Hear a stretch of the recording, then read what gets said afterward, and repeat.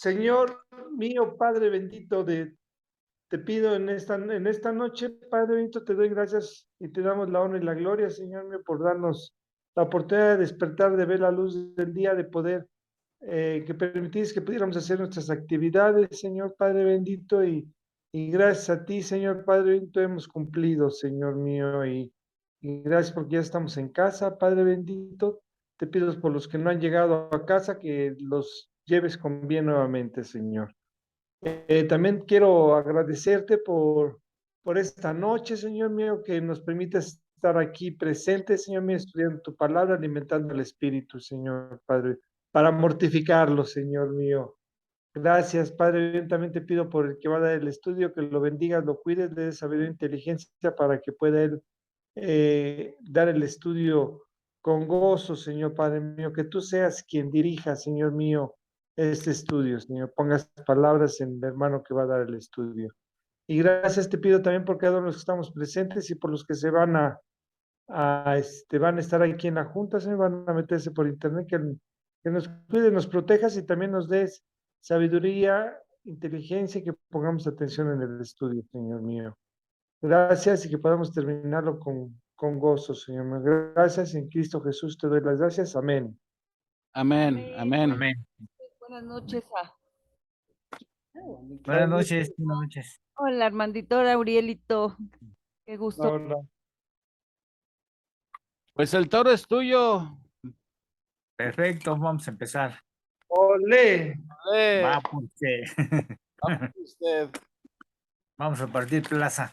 Vamos por oreja y rabo, hermanito. Este capítulo está interesante porque aquí nos indica la presencia de un gran profeta Elías. Déjenme leer un poco antes como preámbulo, antes de empezar con el capítulo. Dice aquí: Dios llamó a sus voceros para hacer la conciencia de Israel por más de 400 años. Ya hemos mencionado a varios de ellos en los capítulos anteriores, entre otros Ahías en el capítulo 11, Semarías en el 12, Jehú, hijo de Hanani, en el capítulo 16, y otros cuyos nombres desconocemos, que mencionamos en el capítulo 13. Pero ninguno de ellos brilló tanto como Elías, en 876 al 852 antes de Cristo, y Eliseo, los personajes más destacados de los libros de los reyes. Elías confrontó a Acab y a su esposa Jezabel, y Eliseo a Joram, hijo de Acab. Estos aliados de Dios luchaban por la pureza y la continuidad de la adoración al único Dios vivo, en medio de un reino casi totalmente perdido.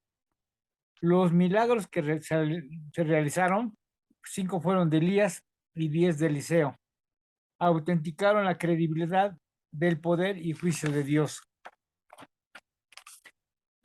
Y vemos que Elías, cuya historia comienza en este capítulo, fue el único profeta que disfrutó del mismo privilegio que Enoc al ser trasladado al cielo sin morir.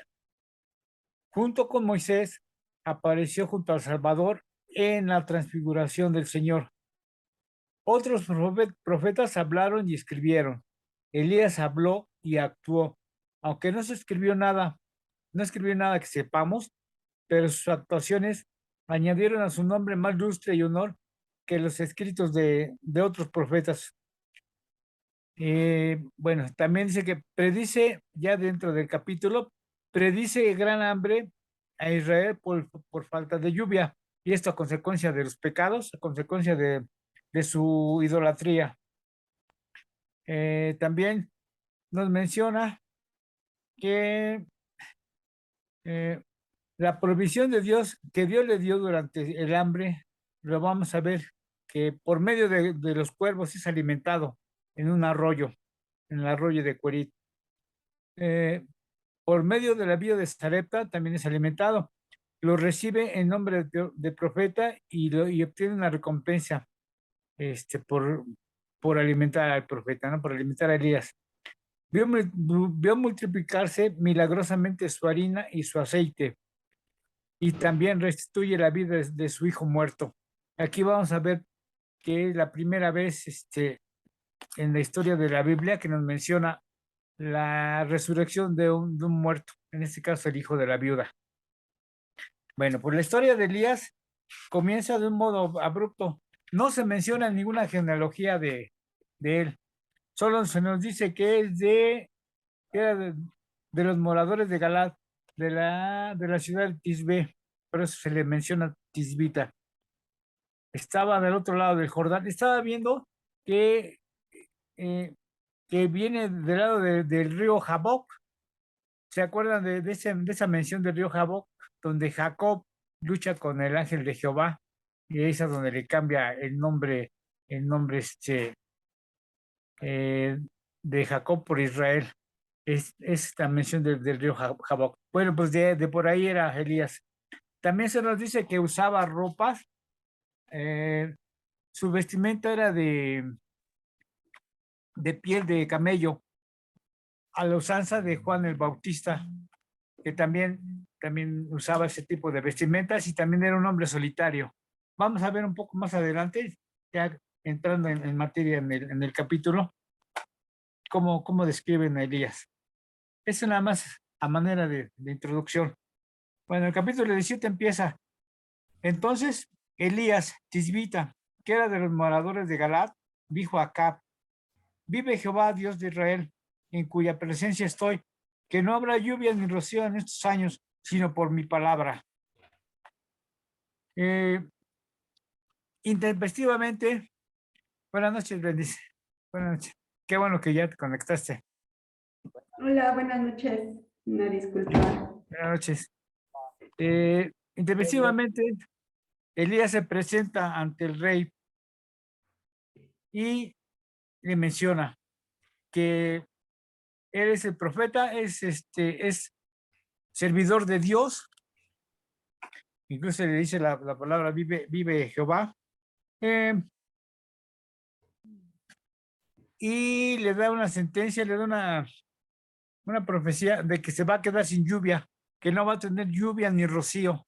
El rocío es muy importante, o era muy importante en aquellas fechas, porque en tiempos de primavera, cuando empezaba la sequía, el rocío era lo que hacía humedecer la tierra y servía para la agricultura. Pues en este caso le menciona al rey Acab que van a sufrir una sequía de 3 años y medio por el pecado de idolatría, ¿no? Por haber abandonado las leyes de Moisés y haberse alejado de Dios. Ese va a ser el castigo. Bueno, en el versículo 2, y vino él palabra de Jehová diciendo, el 3, apártate de aquí y vuélvete al oriente y escóndete en el arroyo de Querit. No sé si esté bien pronunciado Querit o Querit, que está frente al Jordán.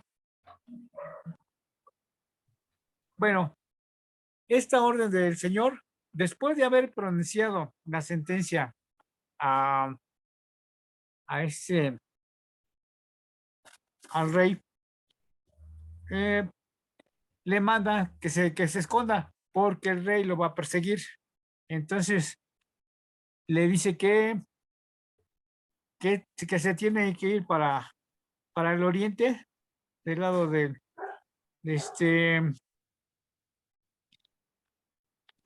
arroyo de Querit, frente al Jordán. No tanto porque quiera hacer menosprecio a Elías, o esto es una lección que le da el Señor, primeramente para evitar que Elías se sienta superior por la valentía por la osadía que tuvo para enfrentarse al rey. Más bien, lo que hace el Señor es darle una prueba de obediencia. Si él obedece, pues adelante. Y sí, efectivamente se va Elías para esconderse. No nos menciona cuánto tiempo, pero va a estar ahí en el arroyo de Querit.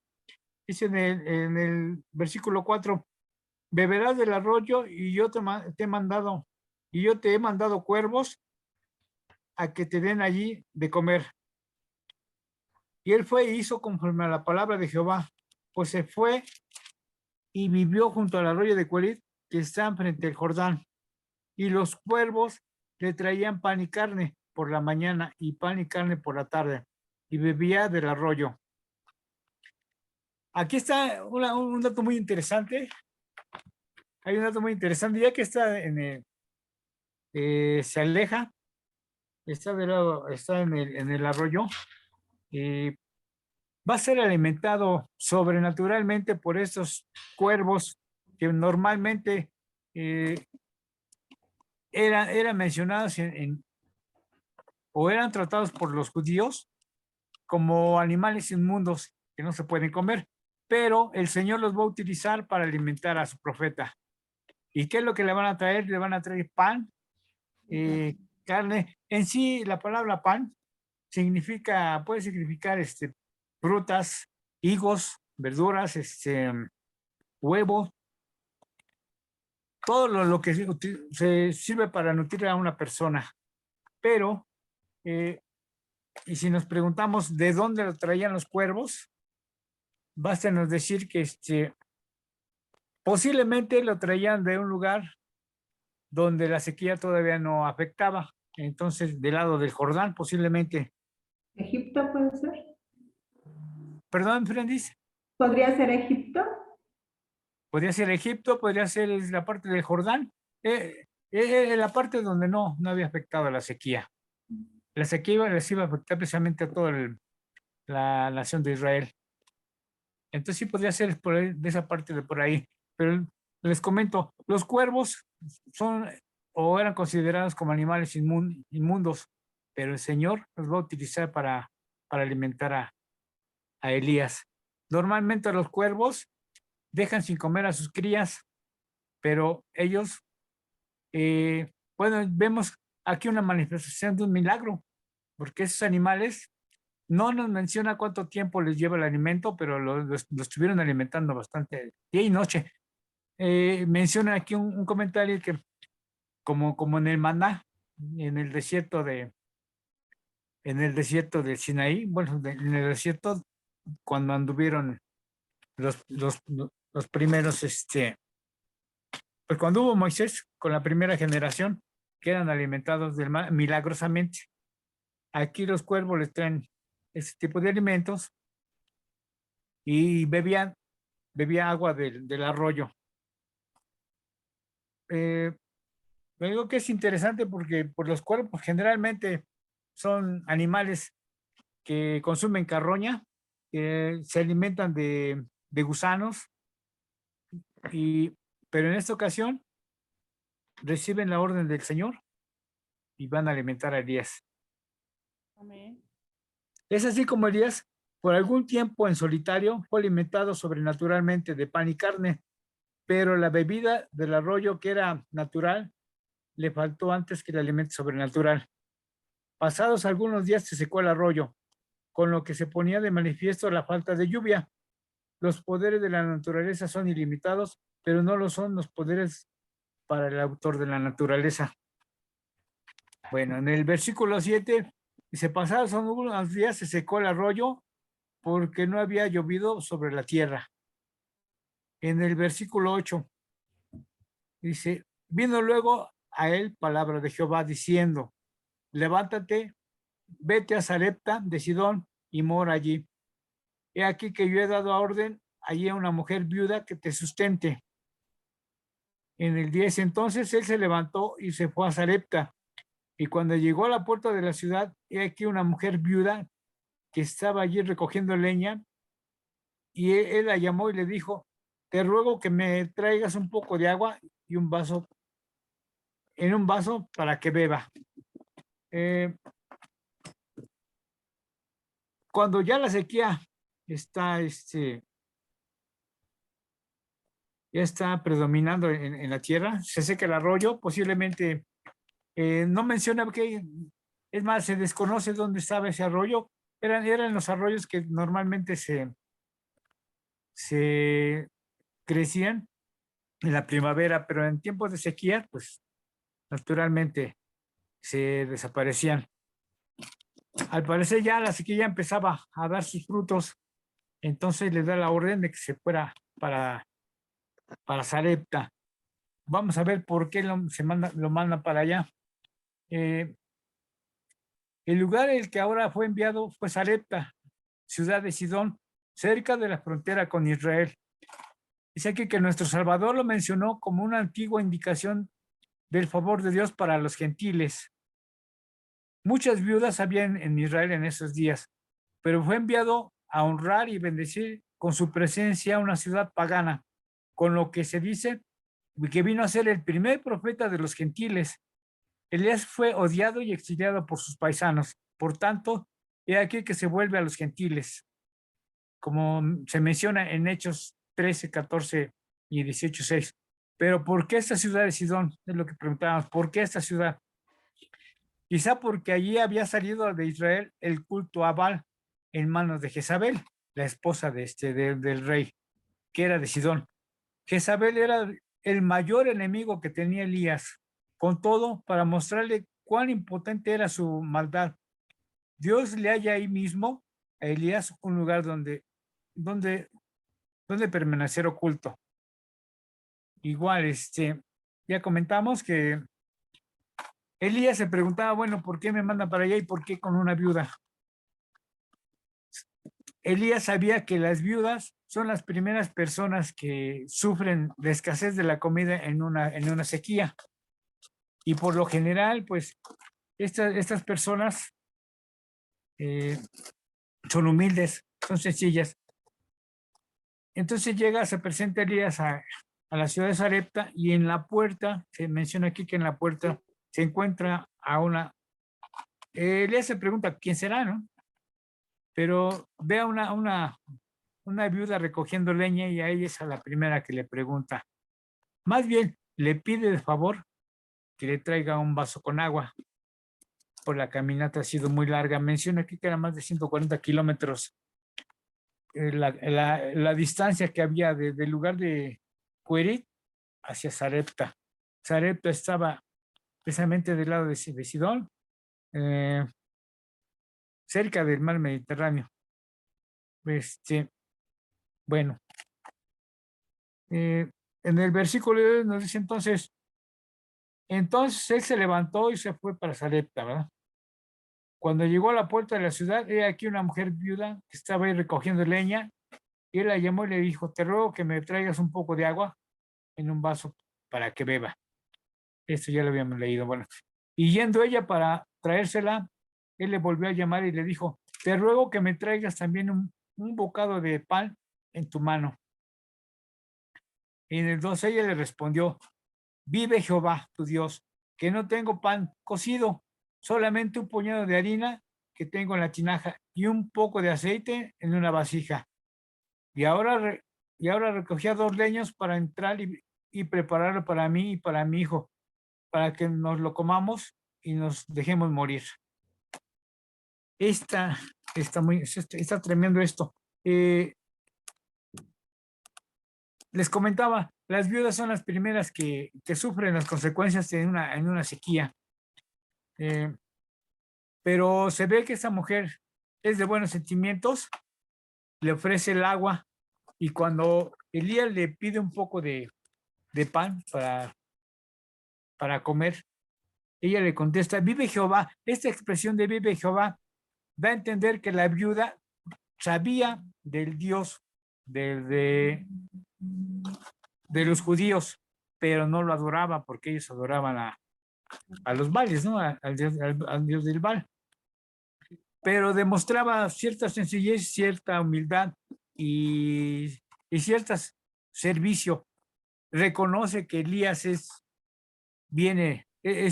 prácticamente un varón de Dios y le dice, pues sí, efectivamente, te doy el agua, pero no tengo para comer. Lo único que tengo es un poco de harina y un poco de aceite para hacer el último alimento antes de morir. Pero vamos a ver qué le contesta Elías. Dice, Elías le dijo, no tengas temor, ve, haz como has dicho, pero hazme a mí primero de ello una pequeña torta, cocida debajo de la ceniza. y tráemela, y después harás para ti y para tu hijo. Este versículo es muy importante, el 14. Porque Jehová, Dios de Israel, ha dicho así: la harina de la tinaja no escaseará, ni el aceite de la vasija disminuirá, hasta que el día en que Jehová haga llover sobre la faz de la tierra. Entonces ella fue e hizo como le dijo Elías, y comió él y ella y su casa muchos días. Vamos a ver aquí un gran milagro, un primer milagro que a través de la obediencia de Elías se va manifestando a través de esta viuda, que era una persona pagana. Ya habíamos mencionado que Elías prácticamente viene a ser el primer profeta para los gentiles. Y efectivamente Elías le responde que no se preocupe, que la palabra de Dios es las promesas que el Señor hace, las cumple. Y que dice que no le va a faltar ni harina ni aceite. Efectivamente, que le preparara un pan para él y después para ella y para su hijo, y que no se le iba a escasear la harina. La harina prácticamente y el aceite bueno, se acumulaban no precisamente porque se almacenaran, sino al momento de que sacaba la harina o el aceite, iban aumentando. Les comento, es un gran milagro para la viuda, y en ese momento, pues la viuda obediente, se ve que es obediente, y va a ver la manifestación de los milagros de Dios por medio del sustento que le va a dar diariamente. Así que vamos a ver aquí cuántas cosas hizo el Señor por los gentiles, ¿no? En este caso, por la viuda. Si hay algún comentario que quieran hacer, algún comentario o algo que se me haya pasado a mí. Brendis, ¿algo que quieras comentar? Pues no, hermanita, está muy completo tu explicación. Nada más que, bueno, pues aquí vemos que Elías era un hombre de fe, porque lo que Dios le decía que hiciera, él iba y lo hacía. O sea, él no dudaba, ¿no? Por ejemplo, en esto que le dijo, vas a ir al desierto y ahí en el arroyo te van a alimentar los cuervos. Pues en este caso, pues él diría, pues, ¿cómo no? Si los judíos decían que los cuervos eran animales inmundos, bueno, la ley de Dios, y ellos lo creían, entonces, ¿cómo que unos cuervos, no? Pero él fue al arroyo y efectivamente pasó lo que Dios le había dicho, ¿no? Igual con la viuda, como dices, las viudas eran las primeras en morir ante una sequía porque eran las más pobres. Entonces, Elías sabía que una viuda, pues era difícil que lo ayudara, ¿no? Que lo sustentara, si apenas ella se podía sustentar. Sin embargo, Elías creyó lo que Dios le dijo Dios, ve y una viuda te sustentará. Entonces, la providencia de Dios aquí la vemos, porque Él ya había previsto todo esto. Dios ya sabía de qué manera iba a alimentar a Elías y cómo, ¿no? Entonces, Elías tuvo mucha fe, y aunque vamos a ver más adelante que Elías era como nosotros, tenía dudas, tenía miedos, fallaba como ser humano, vemos que también era un hombre de fe.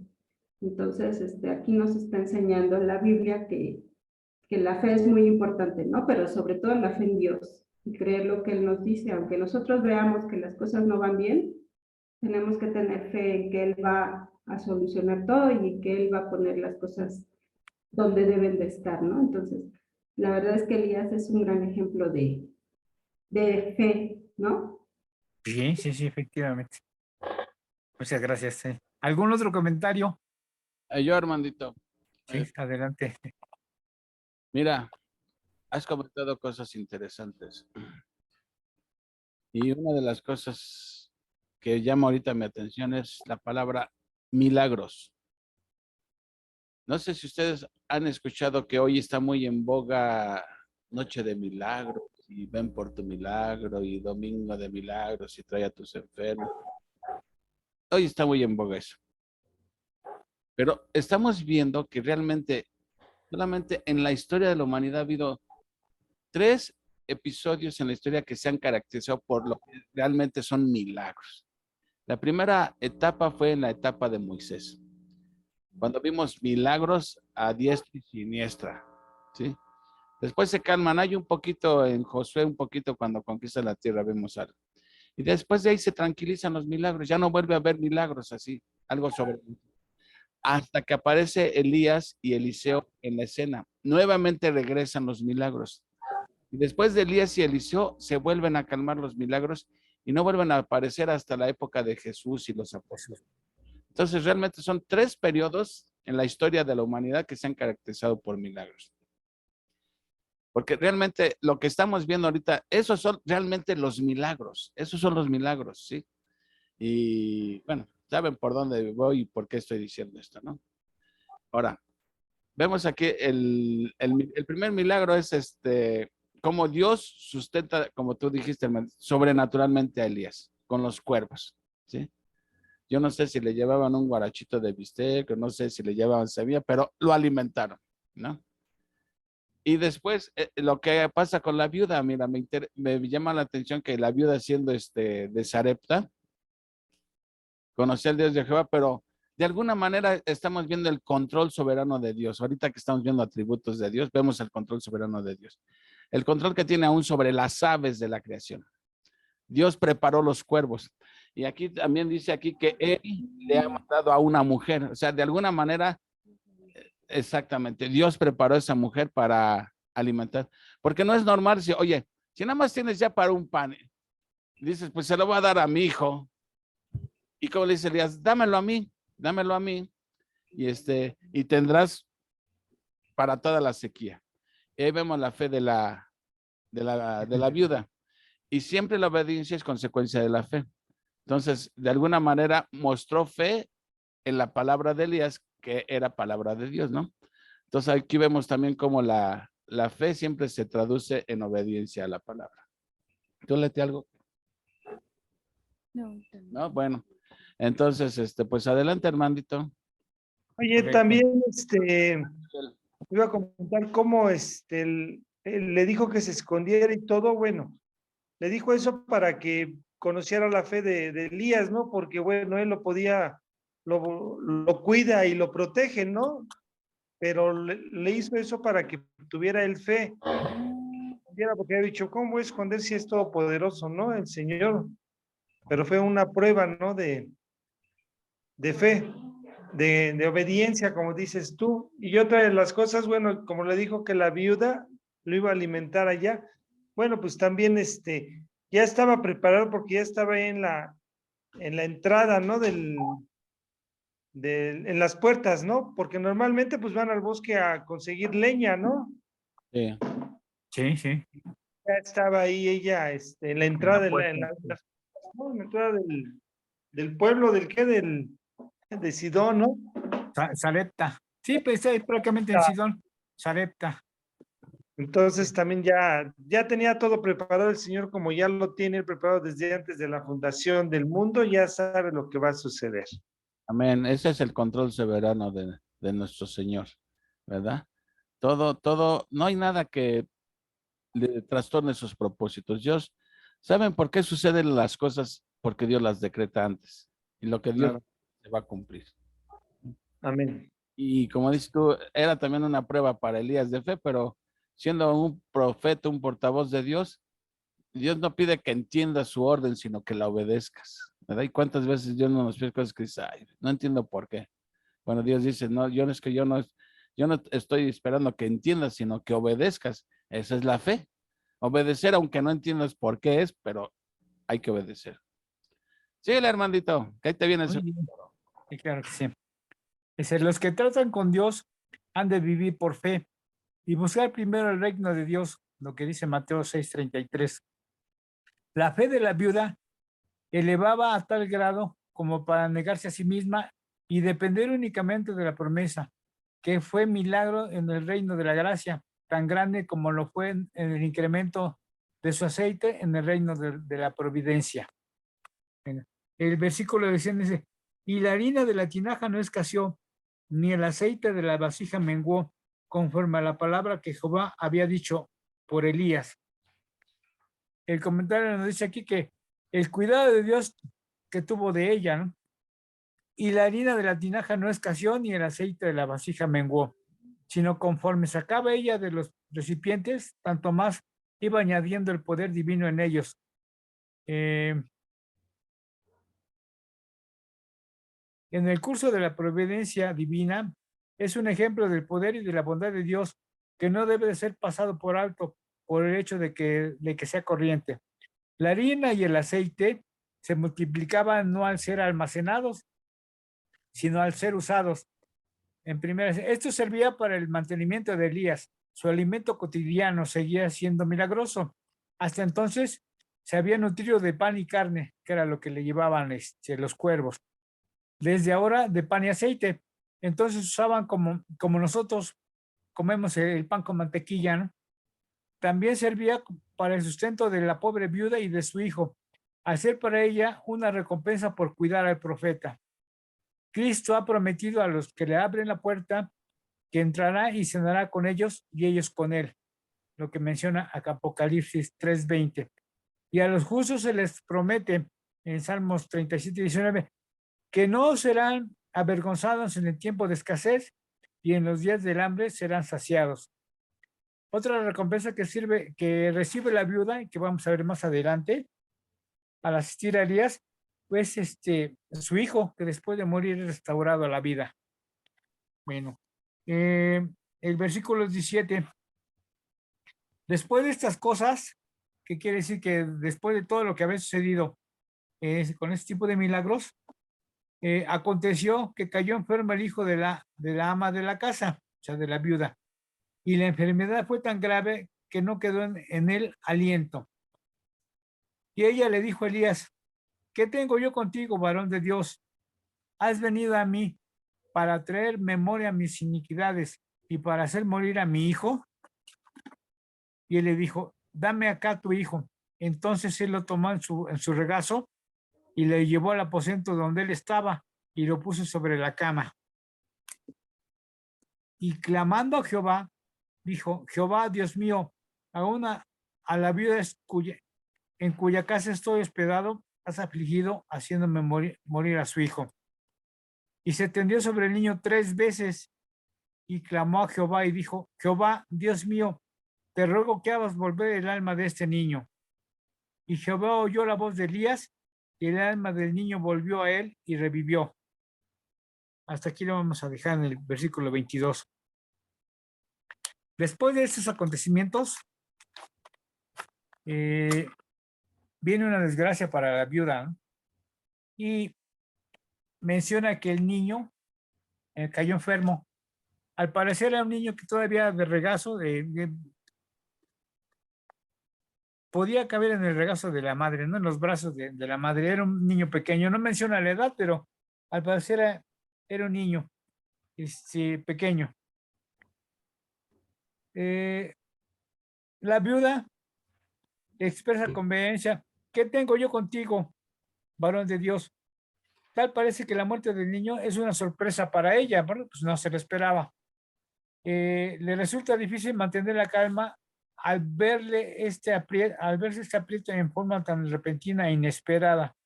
En medio de la paz y la prosperidad con la que se encontraba,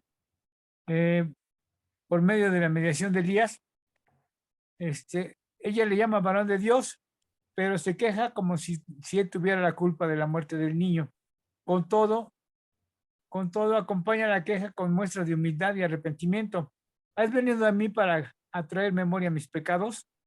Quizás sabía que Elías había orado a Dios en contra de Israel, y al ser consciente de haber adorado anteriormente a Baal, esa está hablando de la viuda, el dios de Sidón, es probable que piense que Elías ahora está orando en contra de ella, ¿no?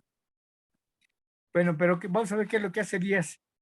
La oración de Elías en esta ocasión no respondió la palabra de la mujer, pero se dirigió a Dios y le expuso el caso. al no saber qué explicación darle en este triste suceso. Luego tomó el cadáver del niño en sus brazos de la mujer y lo llevó a su propio lecho. En aquellos aposentos, bueno, en aquellas casas de aquella época, en el techo había un lugar para las visitas. Es ahí donde estaba hospedado Elías. Y recoge al niño muerto y lo lleva en la parte de arriba. Bueno, no es secreto, pero sí él nada más. La vida se queda abajo. Entonces nos dice que allí apeló al Señor con humildes razones y le rogó que devolviera la vida del niño. Este es el primer caso, como mencionábamos, es el primer caso en que hallamos en la Biblia de un muerto vuelto a la vida. Pero Elías, bajo el impulso del mismo Dios, oró para la resurrección del niño. También nos menciona que se tendió 3 veces al fin de difundirle un poco de vida con su propio aliento y calor. Y también aquí nos pone otros ejemplos que hay más adelante. Posteriormente, en un caso similar, Eliseo realizó el mismo milagro, tendiéndose en esta ocasión 2 veces sobre el niño de la Sunamita, que lo vamos a ver, esto aparece en Segunda de Reyes. Y Pablo también menciona, Pablo se tendió una sola vez en el caso de Eutico, en Hechos 20:10. Es de notar la oración de Elías: te ruego que hagas volver el alma de este niño. Es sabido que en la mentalidad judía, el alma quedaba durante 3 días al lado del cadáver. Eso también me llamó mucho la atención. Dice, así que estos lugares suponen la existencia del alma en un estado de separación del cuerpo y por consiguiente su inmortalidad. Dice, la resurrección del niño fue una gran satisfacción para la madre, ¿no? Que al ver el niño vivo, pues fue una sorpresa para él. Comentábamos, es el primer caso de resurrección que se menciona en la Biblia. Bueno, vamos a seguir un poco más adelante. ¿Dónde me había quedado? 22. 22. Gracias. Sí. Y Jehová oyó la voz de Elías, y el alma del niño volvió a él y revivió. Tomando luego Elías al niño, lo trajo del aposento a la casa y se lo dio a su madre. Y le dijo Elías, mira tu hijo vive. Entonces la mujer dijo a Elías, ahora conozco que tú eres varón de Dios y que la palabra de Jehová es verdad en tu boca.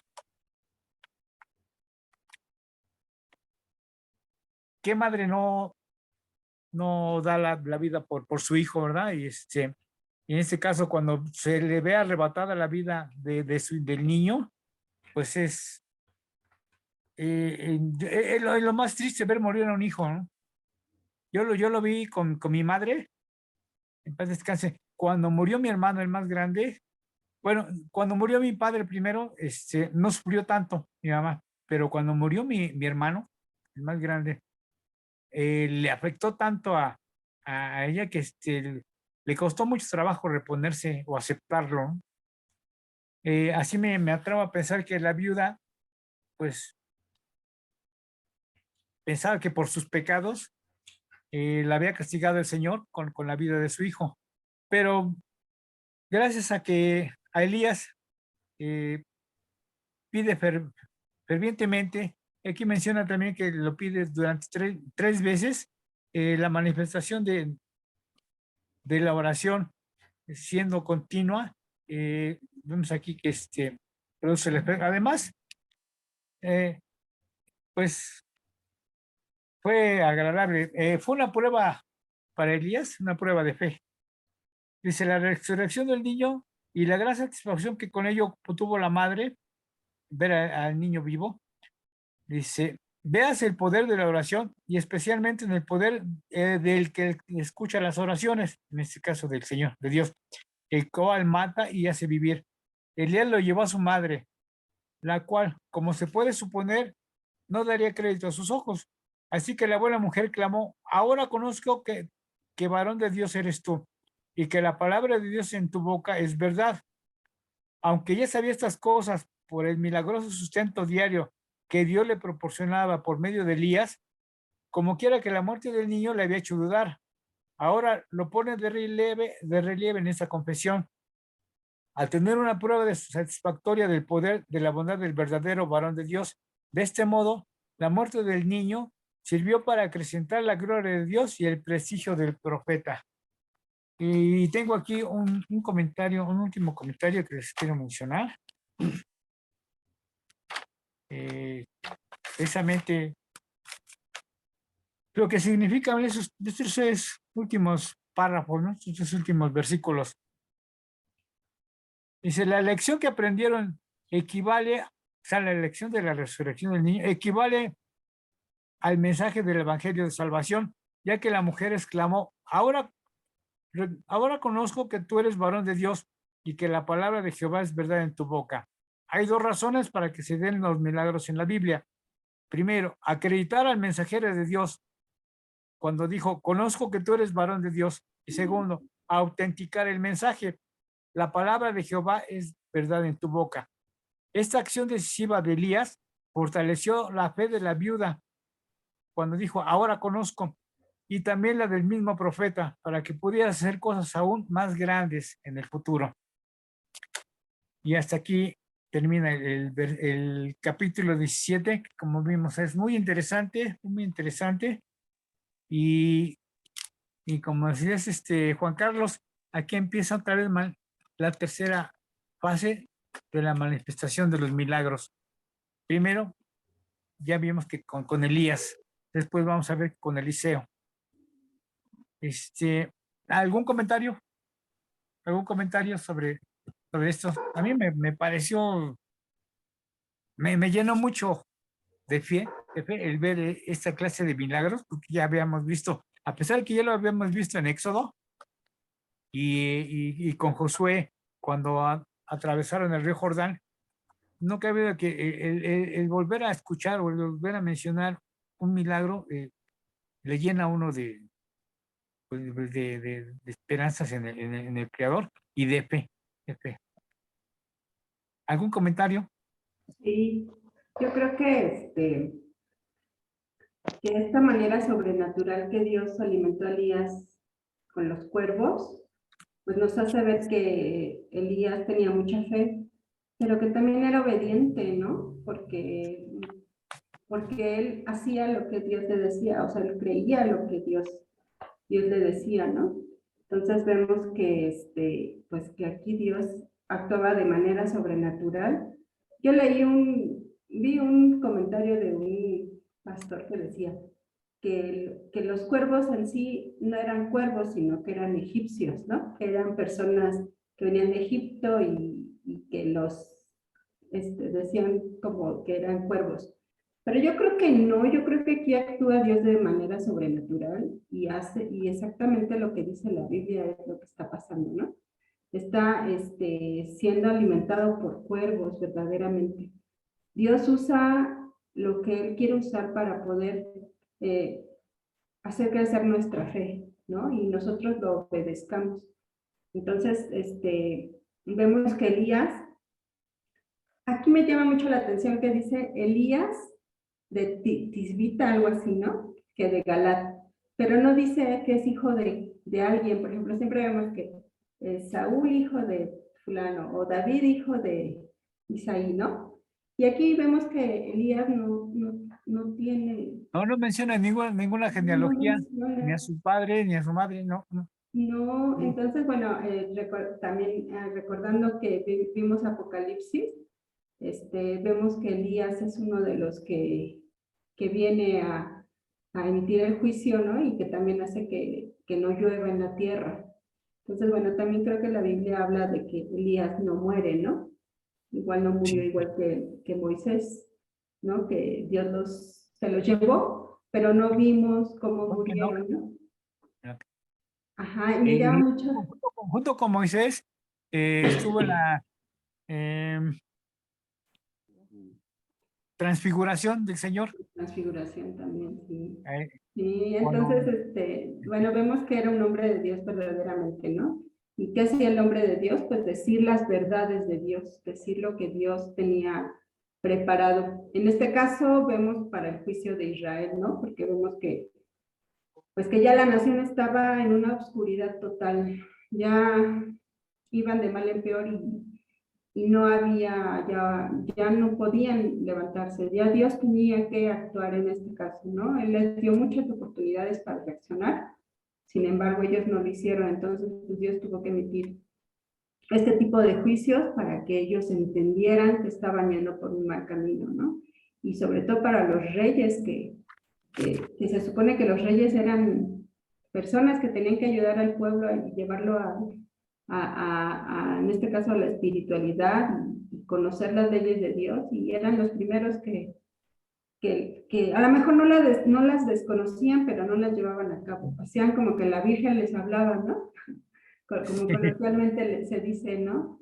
Como que, ay, no, sí están las leyes, pero pues no hago caso, ¿no? Entonces, eran los primeros en llevar al pueblo a esta decadencia espiritual. Entonces, pues vemos cómo Dios aquí ya empieza a usar a los profetas para decir las verdades y para decirles que está mal Israel, ¿no? Entonces, bueno, pues, ¿qué más puedo decirte? La verdad es que este capítulo está precioso también, nos enseña muchas cosas, nos enseña cómo tenemos que andar por fe y no por vista, que primero tenemos que buscar el reino de Dios y su justicia, y Él hace todo, ¿no? Entonces, es una buena enseñanza, la verdad es que me gustó mucho y aprendimos mucho, ¿no? Y que esto nos sirva a nosotros, pues, para edificar nuestras vidas y para poderlo llevar a cabo, ¿no? Porque hay veces que solamente lo escuchamos, pero no lo llevamos a cabo. Entonces, yo le pido a Dios que me ayude también a ser también hacedora, ¿no? No nada más oidora. Está muy bonita, muchas gracias, Alanita, como siempre. Muy bien. Se me olvidaba comentar el nombre de Elías, en hebreo se dice Eliyahu, significa mi Dios es Jehová. Ajá. Y cuando se presentó con Acab, el solo hecho de mencionar su nombre, Acab, ya con eso lo aborreció, porque ya no creían en Dios. En ese momento ya no creía, Acab ya no creía, era tan fanático, bueno, tan idólatra, que se olvidaron de la ley de Dios, y con solo hecho de mencionarlo, como si, como si le dijeran al demonio, ahí viene Jesús, ahí viene Jesús. Se molestan. Ya sabía que Dios le tenía preparado algo, o sea, Sí, sabían, nada más que se hacían. Y también me llama mucho la atención, cómo Dios manda a Elías al pueblo de Jezabel, de su peor enemiga, cómo lo manda ahí, o sea, también Dios le daba mucho valor a Elías para poder llegar a esos lugares donde eran sus enemigos. Ahí adoraban a Baal. de la adoración de Baal. Y Sí. precisamente lo manda ahí, en el capítulo que sigue, en el capítulo que viene en el 18, se va a confrontar precisamente Elías en el monte Carmelo, precisamente con los profetas del Baal, y les va a dar una buena arrastrada. Sí. Muy bien. Pero él precisamente por eso lo manda el Señor para allá, para Sarepta, que estaba en Fenicia, que era la tierra precisamente de los Baales, de la tierra de la esposa de Acab, que es Jezabel, y de su padre, que eran los adoradores precisamente del dios del Baal. Y bueno, a mí me gustó mucho este capítulo, porque está muy interesante. Oye, aquí por ejemplo, digo como enseñanza, como nosotros como creyentes en nuestro Señor Jesucristo debemos de hablar con la verdad, o sea, debemos de hablar de su palabra, ¿no? A todo creyente. Entonces, como testimonio y como Elías fue un hombre de fe, así debemos de ser nosotros. Sí, es un gran ejemplo para nosotros los cristianos. El mencionar el evangelio de salvación, porque sabemos que es la verdad. Pero mucha gente que está en la oscuridad, como en mi caso cuando estaba en la oscuridad, ¿qué me iba a interesar el escuchar el Evangelio? Pero ahora que lo estamos entendiendo, es importante actuar con mucha fe, con fe para no para convencerlos, sino para transmitir el mensaje de salvación, y ya el Señor, ya Dios se encargará de hacerlos Que se haga doblar su rodilla voluntad. y de hacer su trabajo, ¿no? ¿Algún otro Amén. comentario?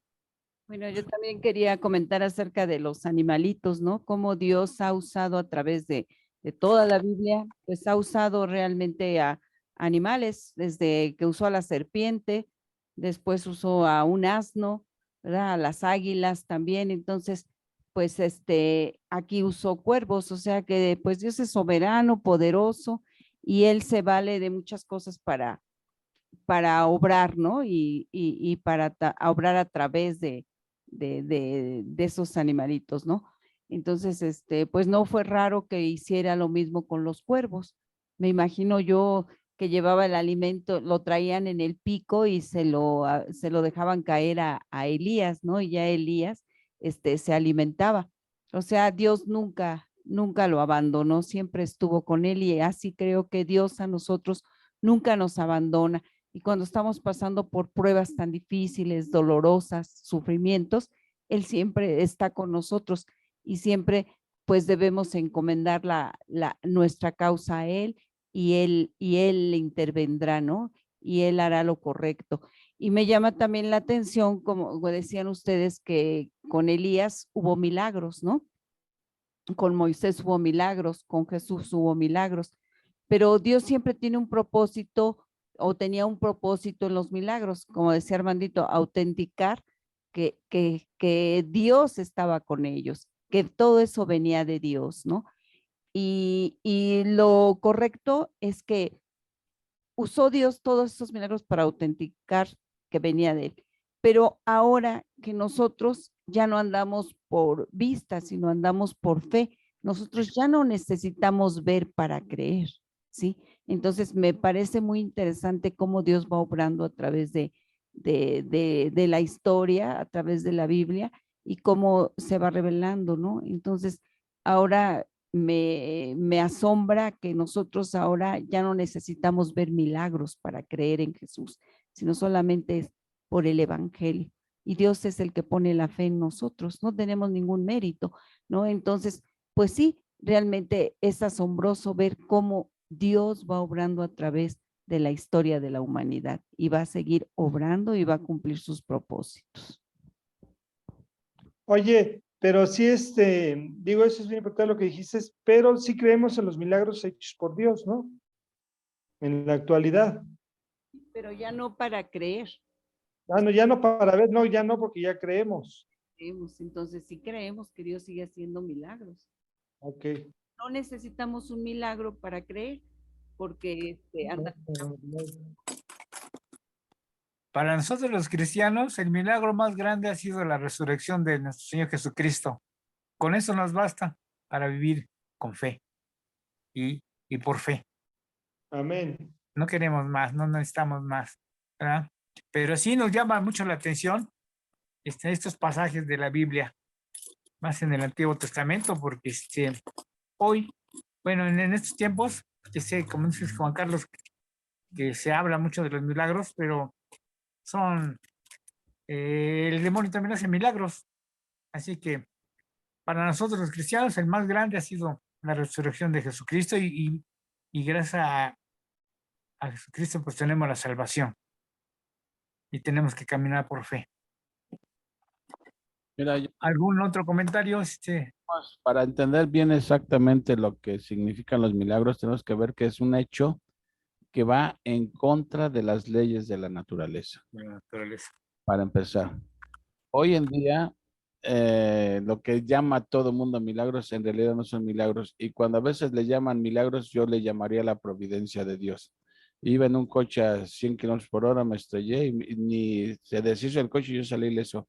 Yo le llamaría eso la providencia de Dios, el cuidado de uno que tiene Dios tras bambalina. Milagros, estamos viendo lo que realmente son los milagros.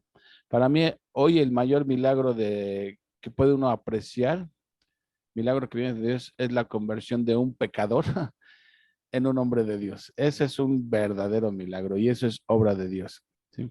Ahora, como dijo Leti, los milagros eran para autenticar la palabra de Dios. Moisés iba a ir a decirle al faraón que Dios lo mandaba. ¿Quién es Dios? Yo no conozco a Jehová. Y Moisés le dio evidencias de que realmente venía de los profetas. ¿Quién les iba a hacer caso? Si dando muestras de que eran portadores de la voz de Dios, no les hacían caso, aún presenciando milagros y todo, ¿sí? Cuando Jesús vino y dijo ser el Mesías, tenía que autenticarlo con milagros. Y ni aún con todos los milagros que hizo creyeron en él, lo cual indica que la fe no viene por presenciar milagros, viene por la palabra de Dios, por oír la palabra de Dios. Los apóstoles hicieron milagros y no me digas que les fue mejor que a Cristo. Entonces esto nos demuestra una cosa, los milagros son para autenticar que el mensajero viene de parte de Dios. Pero los milagros no convierten a nadie. En la época de Jesús, cuando más milagros se llevaron a cabo, ¿cuánta gente creyó en Jesús? Porque es por el poder del Espíritu Santo que la gente va a creer, no por presenciar milagros. O sea, dime si tú necesitas que se te aparezca Pedro Infante para decir Dios es real. No, simplemente porque Dios toca tu corazón y crees en la palabra de Dios. Esa es una, ¿sí? Entonces, para autenticar. Ahora, Nada más, por ejemplo, cuando dices tú, te vengo en oración y te pido que sanes a mi familia, ¿no? Entonces, si no lo sana, entonces ya no crees. exactamente, exactamente. Sabemos que Dios sane a alguien, sí es un milagro, pero ¿y si Dios decide no sanarlo? ¿Qué? ¿Dios ya perdió su poder? No, tenemos que entender también cuáles son los propósitos divinos en cada situación, ¿no? Otra, mencionabas acerca de la resurrección que llevó a cabo Elías. Y sí, efectivamente, es la primera resurrección o resucitación, ¿cómo le podríamos llamar? No sé, pero para el caso es regresar a la vida, el primer caso. Sin embargo, fíjate, aquí pone de manifiesto la fe de Abraham, porque Abraham iba a sacrificar a su hijo, a sabiendas de que creía que Dios le había dicho que por medio de Isaac, él iba a tener inmensidad de descendencia. Y ahora le pide que lo sacrifique, que lo ofrezca, ¿sí? Ahí se ve la fe porque dice, bueno, Dios me está pidiendo esto, voy a obedecer. ¿Cómo le va a hacer Dios? No lo sé, quizá lo va a resucitar. Y eso lo hacemos por el libro de Hebreos. Pero fíjate de dónde saca esto Abraham cuando nunca antes había sucedido que alguien regresara a la vida. O sea, ahí nos pone de manifiesto la fe de Abraham, ¿sí? Otra cosa, cuando Brendis les comentabas de que algunos comentaristas dicen que los cuervos eran egipcios, no sé si porque les quiero decir que estaban morenitos o negritos, no sé. Pero eso se llama alegorizar la Biblia. Son personas que no creen en los milagros. Entonces le buscan tres patas al gato sabiendo que tiene cuatro. Entonces dicen, no eran cuervos, eran porque decir que eran cuervos es reconocer que fue de algo sobrenatural, algo divino. No, eran egipcios de que le daban alimento. Eso es alegorizar. Y todos los comentaristas que no creen en milagros siempre tratan de alegorizar la Biblia. He escuchado comentarios de que dicen que Jesús realmente no caminó sobre el mar. Lo que pasa es que iba caminando por la orilla del mar y a los discípulos se les figuró que iba caminando sobre. Eso es alegorizar la Biblia. Y siempre lo he dicho, si tenemos problemas para aceptar los milagros que hace Dios, entonces estamos pisando un terreno peligroso, ¿sí? Porque tenemos que aceptar los milagros que narra la Biblia, porque si no, entonces estaríamos dando del poder de Dios. Y si decimos que para Dios nada es imposible, ¿cómo vamos a creer entonces que quién fue Eliseo el que hizo flotar el hacha? Una hacha que está hecha de acero. Y el milagro de Eliseo sí fue Eliseo, Elías, fue Eliseo, ¿verdad? Hace flotar hace flotar el hacha, ¿sí? Eso es algo contra naturaleza, eso de evidencia del poder de Dios, ¿sí? Y otra cosa que comentaron también es que, qué curioso que Dios le dice que se vaya y se esconda en Sarepta, donde el dios de ellos era Baal, y justamente Baal era el dios de la lluvia y de la fertilidad. O sea, me recuerda a los milagros de Moisés, que Dios atacó las plagas que mandaba Dios en Egipto, era contra sus dioses de los egipcios. ¿Sí? Sí, sí. Aquí Sí. sucede exactamente. Voy a parar la lluvia, dice Dios, y a ver, es cierto que Baal hace llover. ¿Y qué hizo llover? Pues, no hizo llover nada. Bueno, yo creo que, no quiero decir qué, pero eso era lo único que llovía, pero ahí se ve el poder de Dios. ¿Sí? Entonces, todo esto que vemos, vemos que en quién estamos confiando, en un Dios todopoderoso, en un Dios que controla el universo, tiene control sobre todo, que nada le toma por sorpresa y que todos sus propósitos siempre llegan a su final cumplimiento. Amén. Digo yo, no sé tú, pero yo, ay, sí.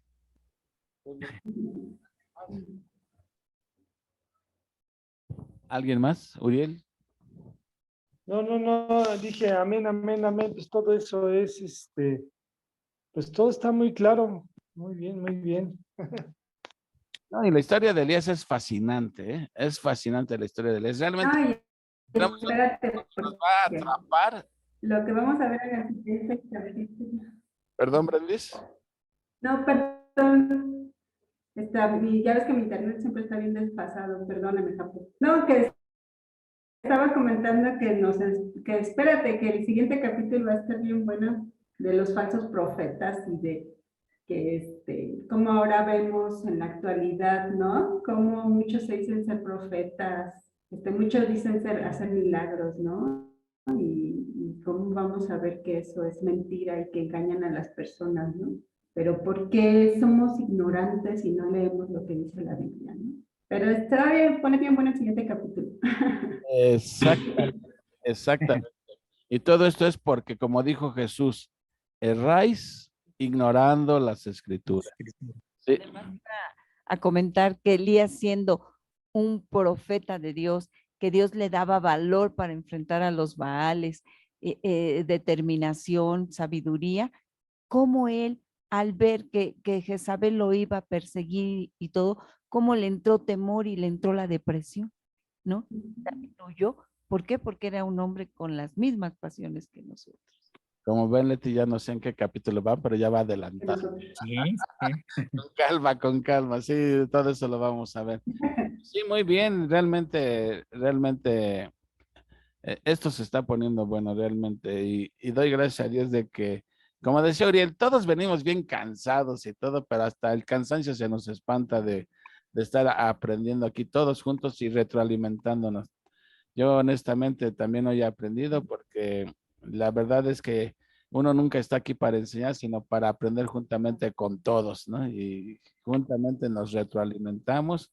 Lo que no aporta uno, lo aporta el otro y así vamos todos creciendo juntos, porque finalmente somos un cuerpo, ¿no?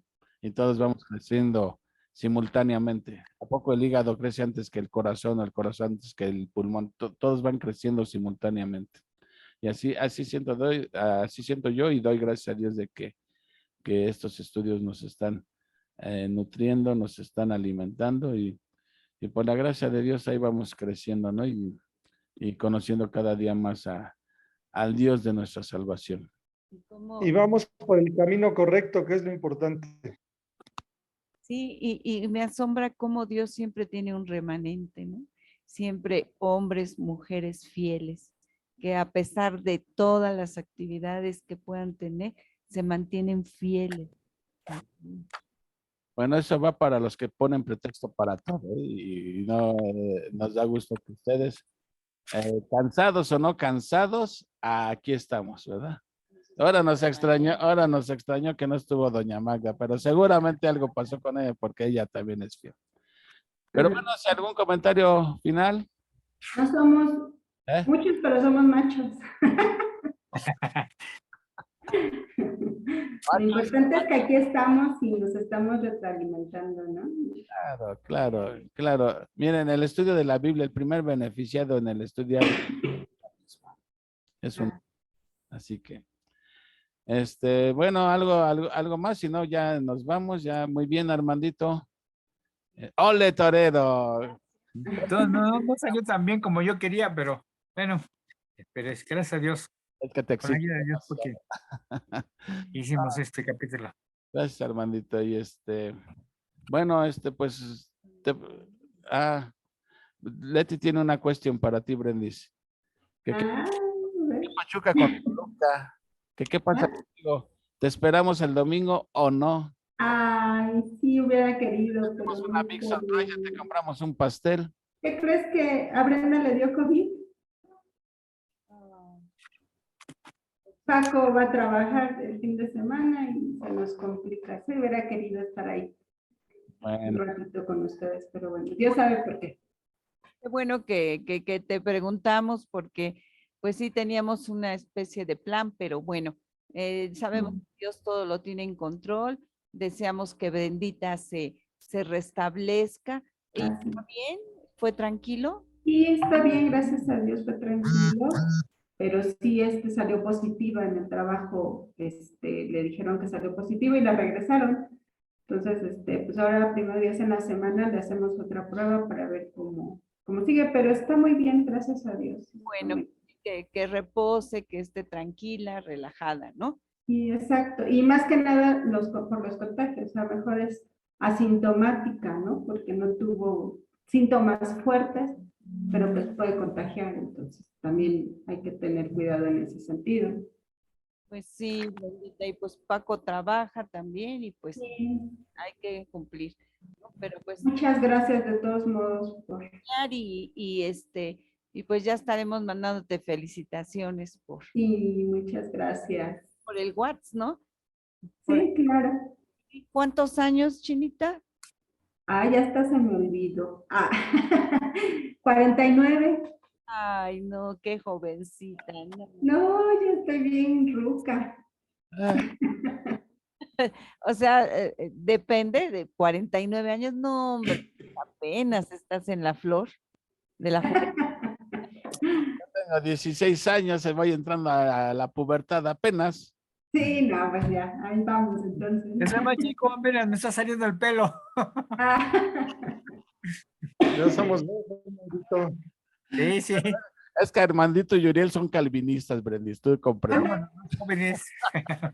sí, es cierto. Salúdame a Brendita y a Andreita. Gracias. Sí, Leti, muchas gracias. Pero primero Dios pronto verlos y podernos dar un abrazo. Muchas gracias. Claro que sí. Bueno, Brendis, pues de antemano te mandamos felicitación para el día 28, ya te estaremos felicitando por WhatsApp y todo. Y lástima porque ya teníamos el pastelista, pero bueno, ni modo. Sí, pero es día de los abuelos. Ah, también. Pastel se va a partir porque se parte, así es que por eso no hay problema. Muchas gracias. Qué bueno, pues un abrazo para todos, gracias por estar aquí. Bendiciones. Y pues, Auriel, ¿a quién vas a tu orador designado? ¿Quién es hoy? Ahora, salúdame a las niñas, Brendita, Paco, a todos, Dios los Gracias, bendice. Elvita. Gracias. A Oren Brenda, por por mi favor, hija. tú puedes orar. Ah, ok. Sí, claro que sí. Entonces vamos a Gracias. orar. Señor y Padre Celestial, gracias por esta oportunidad que nos das de conocer tu palabra. Gracias por permitirnos alimentarnos de tu palabra, Señor, porque no solo de pan vive el hombre, Señor, sino de lo que tú tienes ahí planeado en las escrituras, Padre Celestial. Gracias por la vida de mis hermanos, de Armandito, que siempre tiene una disposición para enseñarnos tu palabra, por la vida de Juan Carlos y Leticia, Señor, que siempre están aquí al pie del cañón, enseñándonos, Padre Santo. Por Uriel y Pati, Señor, porque también son fieles, Señor, fieles a tu palabra, Padre Celestial, porque al final de cuentas, como comentan, esto es para alimento de nosotros, y los primeros beneficiados somos nosotros en aprender tu palabra, Señor. Gracias te doy por enseñarnos, Señor, y por retroalimentarnos cada día. Padre Santo, yo te quiero también pedir por mi hija Brenda, Señor, para que ella siga restableciéndose y que pronto recupere su salud, Señor. Sabemos que tú eres bueno y bondadoso y misericordioso, Señor. Y ella está pasando esta prueba, Señor, de esta enfermedad, Padre Santo, favorablemente. Gracias por la vida de mis dos hijas, de mi esposo, Señor. Gracias por permitirnos estar juntos. Te doy gracias por un año más de vida que me vas a regalar, Señor, porque por tu gracia y misericordia estoy aquí, Señor, con vida, con salud y en compañía de nuestras familias y de nuestros seres queridos, Señor. Gracias, Padre Santo, por tu bondad y tu misericordia, Señor. Y bueno, pues gracias por esta oportunidad que nos das de estudiar tu palabra y que sigamos aprendiendo, Señor, que no decaiga el ánimo, que sigamos adelante, que tú pongas el estudio que quieres que hagamos los sábados, Señor, que tú dispongas de ese estudio para que sigamos alimentándonos de ti, Señor. Gracias, Señor. Te doy y te pido bendiciones para todos y cada uno de mis hermanos de fe, mis hermanos de sangre, Señor, que nos ayudes a salir adelante en todas las cuestiones, Señor, y que tú nos sigas sustentando cada día, Padre Celestial. En el nombre de nuestro Señor Jesucristo, amén. Amén. Amén. Amén. Amén, amén. Gracias, Brendis. Gracias. Pues que Dios les bendiga. Pues mañana no tenemos estudio como les anuncié desde el sábado. Hay que orar mucho a ver qué vamos a hacer después y confiamos en que el Señor nos ilumine. ¿Vale? Sale. Cuídense mucho, les mando abrazos, besos. Gracias. Domingo y viernes. Bye, bye. Que Dios los Bye. bendiga. Que Dios los bendiga.